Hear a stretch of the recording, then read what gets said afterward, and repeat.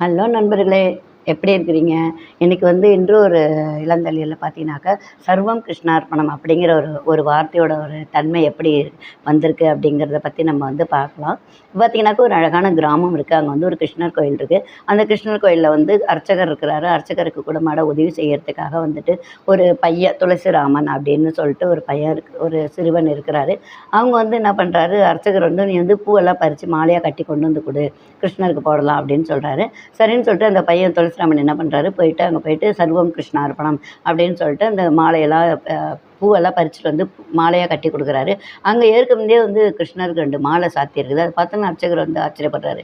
துளசிராமன்ட்ட திட்டுறாரு, "நீ இது மாதிரி அதிகபட்சத்தனமாக பண்ணக்கூடாது. மாலையெல்லாம் நீ ஏன் சாத்துற? நான் தானே சாத்தணும்" அப்படின்னு சொல்கிறாரு. "இல்லைங்க ஐயா, நான் சாத்தலை. நான் தொடுத்து கொடுத்த மாலைகள் 15ம் அப்படியே உங்களுக்கு அங்கே இருக்குது பாருங்க" அப்படின்னு சொல்கிறாரு. அதுக்கப்புறம் "சரி, நீ இந்த வேலையெல்லாம் நீ செய்ய வேண்டாம்" அப்படின்னு சொல்லிட்டு என்ன பண்ணுறாரு, மறுநாள் காலையில் தண்ணி அண்டா ஃபுல்லாக தண்ணி நிரப்பி வைக்கணும் அப்படின்னு சொல்லிட்டு அந்த ஒரு பணியை கொடுக்குறாரு.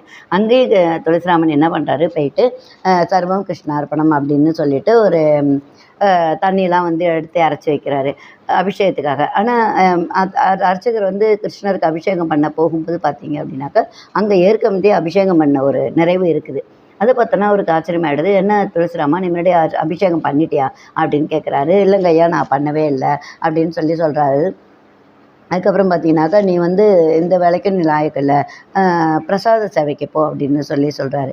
அங்கே போய் என்ன பண்ணுறாரு, பிரசாதம் பண்ணும்போது வழக்கம் போல் அந்த துளசிராமன் வந்து "சர்வம் கிருஷ்ணார்ப்பணம்" அப்படின்னு சொல்லிடுறாரு. சொல்லிவிட்டு பிரசாதம்லாம் பண்ணினது என்ன பண்ணுறாரு, அர்ச்சகர் அந்த ரூம் அந்த அந்த அறையை மூடி வச்சுட்டு, அதாவது பூட்டி வச்சுட்டு போயிடுறாரு.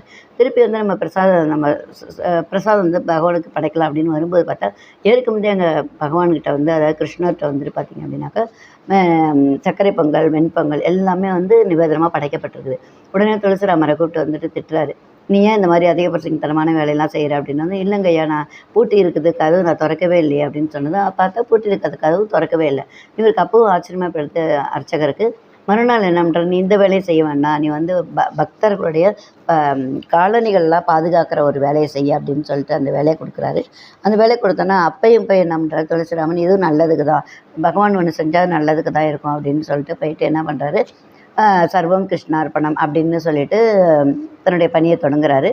அப்போ பார்த்தீங்கன்னாக்கா, இப்போ மாலை சாயங்காலம் வராரு. சாயங்காலம் அங்கே பார்க்கும்போது கோவில் திறந்து சுவாமி முன்னாடி போகிறார் அர்ச்சகர். அங்கே பார்த்தீங்கன்னாக்கா, ஒரு ஜோடி தோல் செருப்பு பகவான் கிருஷ்ணருக்கு முன்னாடி வைக்கப்பட்டிருக்குது. அப்போ அப்பயும் ஆச்சரியப்படுறாரு. "நான் பா காலணிகளை தானே பாதுகாக்க சொன்னேன். ஆனால் எப்படி இங்கே அந்த காலணிகளே இருக்குது" அப்படின்னு சொல்லிட்டு ரொம்ப ஆச்சரியப்படுறாரு. அதுக்கப்புறம் பார்த்தா ஒரு அசரீரி வருது. அப்போ என்ன சொல்கிறாரு, கிருஷ்ணரே தோன்றி சொல்கிறாரு, "எனக்கு அவன் எல்லாத்தையும் எனக்கு அர்ப்பணமாக செஞ்சான். எனக்கு நிவேதனமாக செஞ்சான்.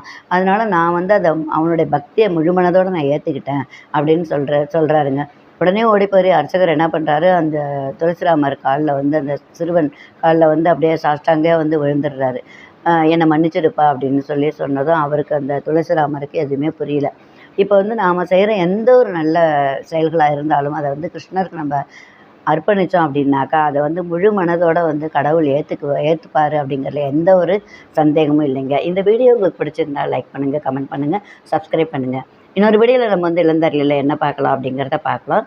நன்றி, வணக்கம். என்றும் உங்கள் கலைச்செல்வி.